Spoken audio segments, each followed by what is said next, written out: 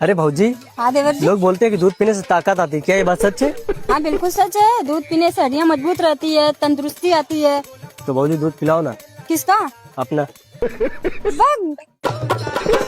एक नंबर के छिनारा। भाभी जी, आप प्रेग्नेंट हो ना? हाँ, क्यों? देख लेना, पक्का लड़का ही होगा। अच्छा, तुम्हें कैसे पता? कल आप कुर्सी पर पैर रखकर बैठी थी, तब मैंने उसकी मूछें देख ली थी। मैं गाली नहीं दे सकता। फैमिली। एक्सक्यूज मी जी, आप कहाँ तक पढ़े हैं? मैं 12th पास कर चुका हूँ। अच्छा, 12th में आपने कौन सा सब्जेक्ट लिया था, मैथ या बायोलॉजी?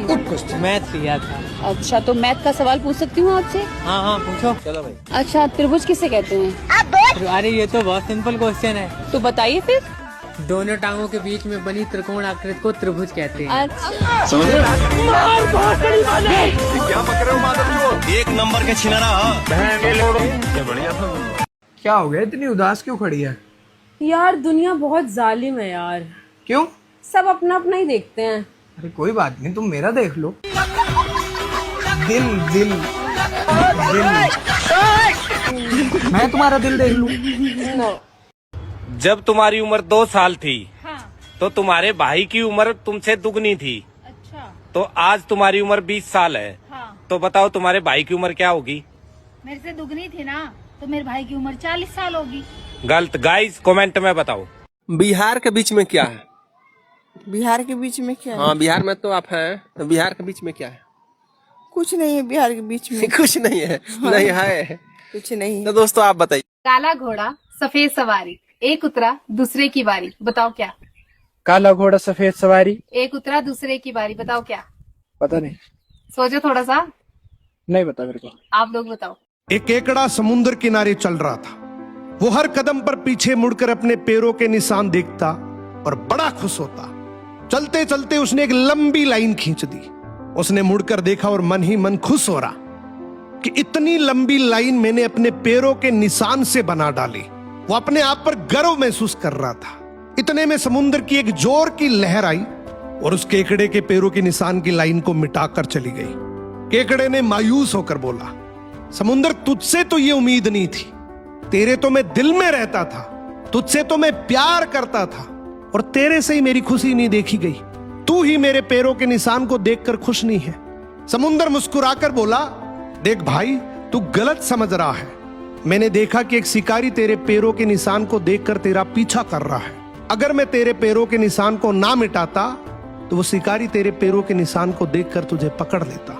हमारी असल जिंदगी में भी ऐसा कई बार होता है, जब हमें लगता है उसने मेरे साथ गलत किया या मुझे बेइज्जत किया, हम बिना सच्चाई जाने ही उस रिश्ते को हमेशा हमेशा के लिए तोड़ लेते हैं। इस दुनिया में 90% से ज्यादा रिश्ते सिर्फ गलत फहमी की वजह से टूटते हैं। मोरल ऑफ द स्टोरी, जिंदगी में बहुत बार ऐसा होता है, जो होता है वो दिखता नहीं और जो दिखता है वो होता नहीं। एक किसान रोज नदी किनारे से पानी भरकर 2 घड़ों को डंडे से लटकाकर अपनी झोंपड़ी तक लाया करता था।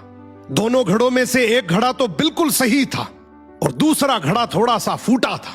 इसी बात पर सही घड़ा रोज घमंड से कहता, मैं तो पूरा पानी पहुंचाता हूं, किसान का जरा सा भी नुकसान नहीं होने देता हूं। वहीं फूटा घड़ा मन ही मन दुखी होता कि मैं किसान की मेहनत को रोज बर्बाद करता हूं। एक दिन ये फूटा घड़ा किसान से बोला, मैं बहुत शर्मिंदा हूं, मैं रोज आपकी आधी मेहनत खा जाता हूं, मुझे बदल दीजिए मालिक, आपको पूरा पानी मिलेगा। किसान मुस्कुराया और बोला, कल सुबह मैं तुम्हें कुछ दिखाऊंगा। अगली सुबह जब किसान पानी लेकर लौट रहा था तो उसने दोनों घड़ों से कहा, रास्ते की ओर देखो। अब रास्ते के एक किनारे सुंदर रंग बिरंगे हरे भरे फूल खिले थे और वो फूटे घड़े की तरफ थे। वहीं सही घड़े की तरफ जमीन सूखी हुई थी। किसान फूटे घड़े से बोला, मैं जानता था तुम्हारे भीतर कमी है, इसीलिए मैंने तुम्हारी साइड बीज बोए। आज तुम्हारी कमजोरी ने इन फूलों को जीवन दिया है। सो हर कमी अभिशाप नहीं होती, कभी कभी आपकी कमी ही आपकी सबसे बड़ी ताकत बन सकती है।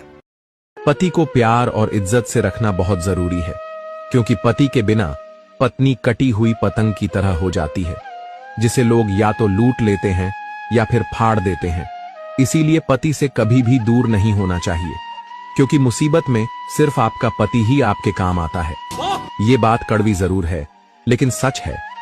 एक औरत की जिंदगी में पति सिर्फ साथी नहीं होता, बल्कि उसकी ढाल होता है।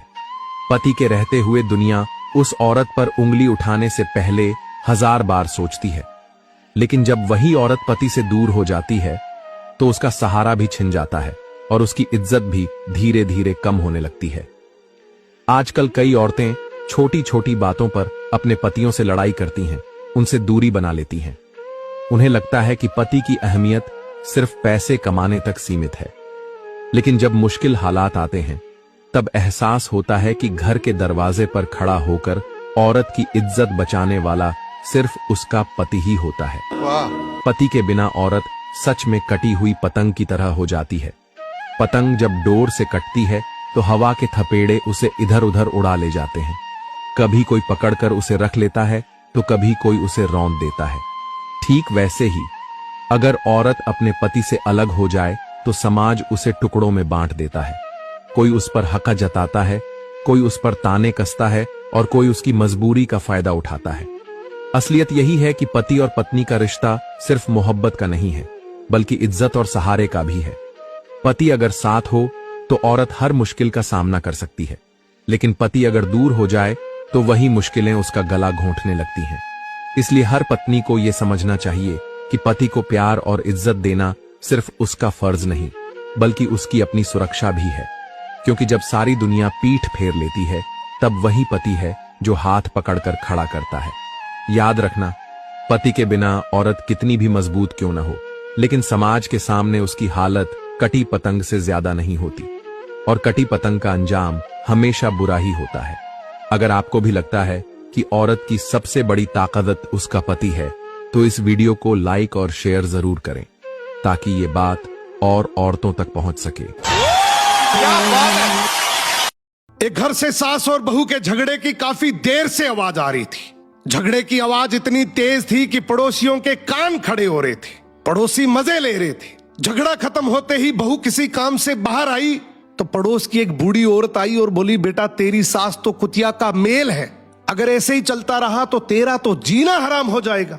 बहू ने तुरंत कहा कि आप जिनके बारे में बोल रही है ना, वो मेरी सास है, और मेरे पति की माँ तो वो मेरी भी माँ ही हुई, और हम माँ बेटी लाख झगड़ा करें, आपको पंचायत करने की कोई जरूरत नहीं है। बूढ़ी औरत बोली, बेटा मैं तो तेरी भलाई के लिए ही बोल रही थी। बहू ने कहा कि आप मेरी भलाई के लिए बोल रही हैं या बुराई के लिए, ये मुझे सब पता है। मेरी माँ ने ये मुझे बचपन से सिखाया है कि ऐसी फालतू कान भरने वाली औरतों से हमेशा बचकर रहना।